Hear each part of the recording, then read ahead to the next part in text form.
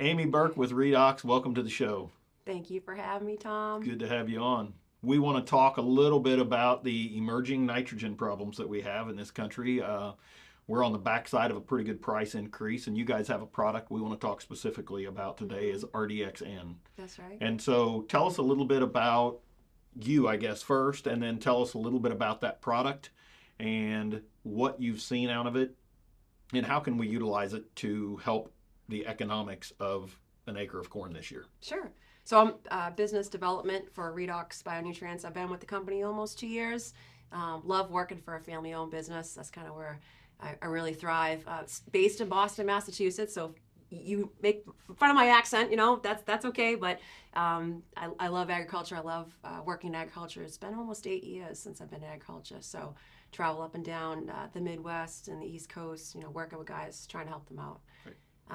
And again, with Redox being a family-owned business, they really make sure that they impact the farm gate, right? Because you can't be around for 30 years and sell snake oil, right? So I really like that. And the one product we're talking about with these nitrogen prices is RDXN. So that's the product that we've been working with for over 20 years, the raw material. We've been specifically this formulation we've been working with for over a decade.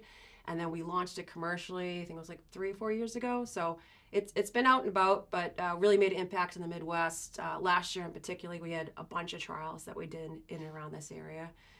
And so what is it and how can it help guys get more money in their pocket? And we're talking about the prices going through the roof even this past week. Yes. So Yeah, we're talking about for like 32% nitrogen right now, we're talking 80 cents a unit, of N. So, yeah. we're knocking on some serious problems, on a return on investment. So Right. tell us a little bit about what we could expect if guys were to use this product and what you've seen in the past. Sure. So liquid product, right?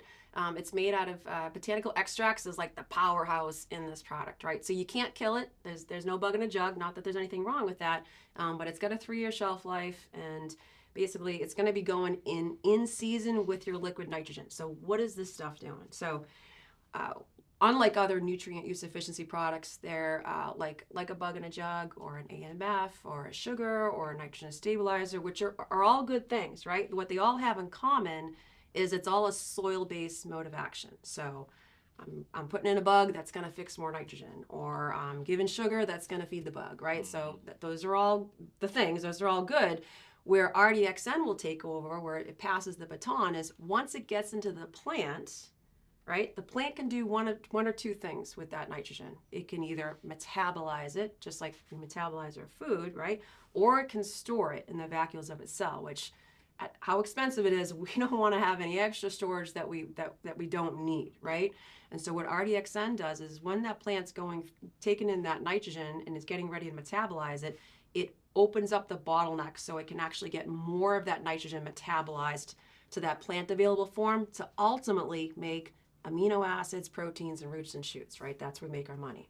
If we can open up that bottleneck, and I don't make that claim like a pie in the sky.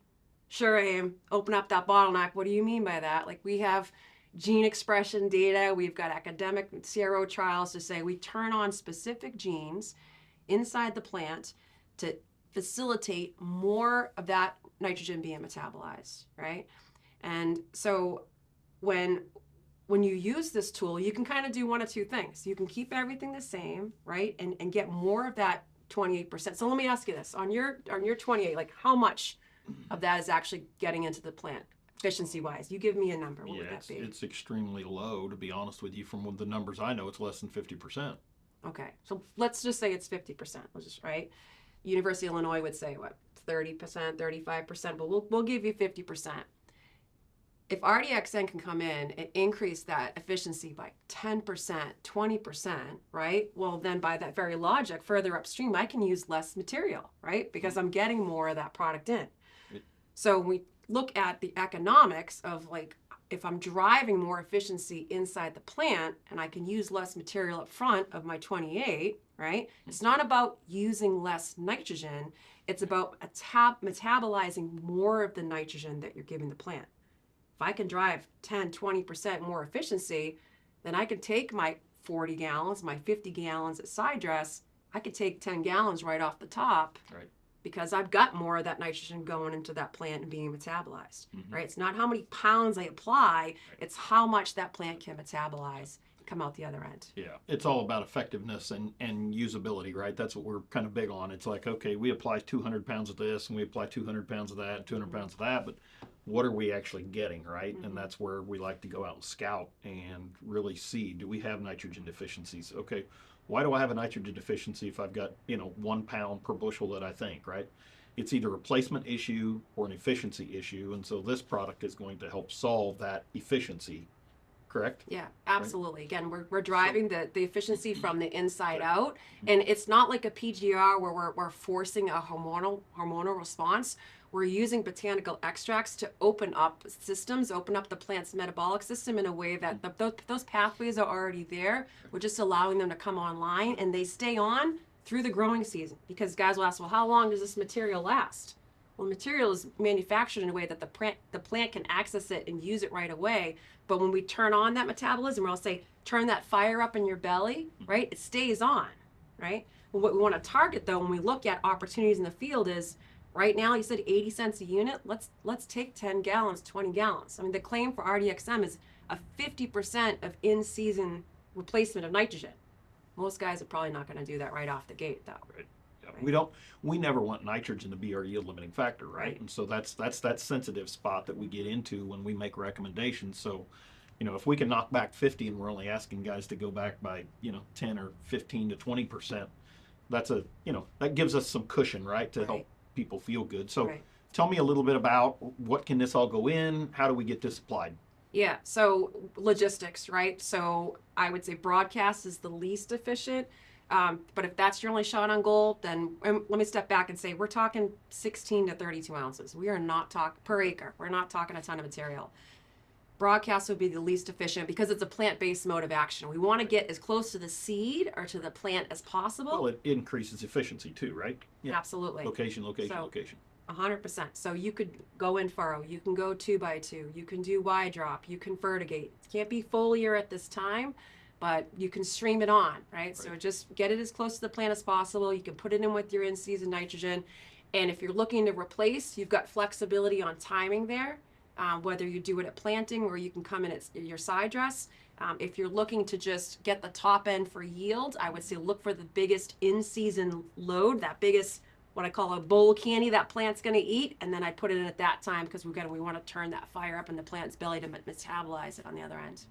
So it's not really, so a later season of nitrogen application, let's say a Y drop at V6, V7, V8 is not too late then to be able to get it into the plant to make it work. No, we've had trials in even Northern Illinois last year where they did a 50% reduction later in season with their Y drop. Wow. Yeah, and it was aggressive, yeah. Okay.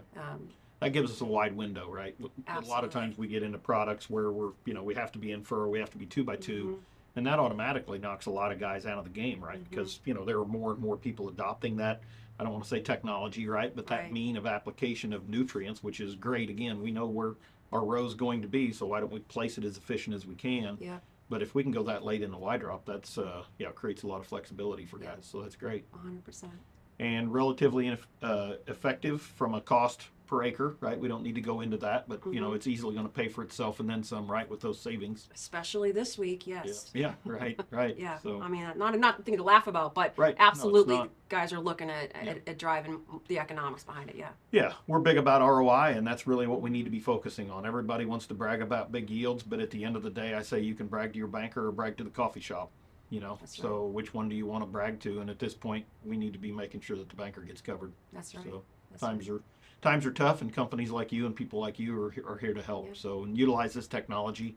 And the beauty of it is, there's a lot of new products in the industry, but this one's been around a while, as well as the company has been around a while. So that leads a lot of credibility for us, to bring this to market for you. So yeah, and we're excited to be working with you guys and the team, and it's just.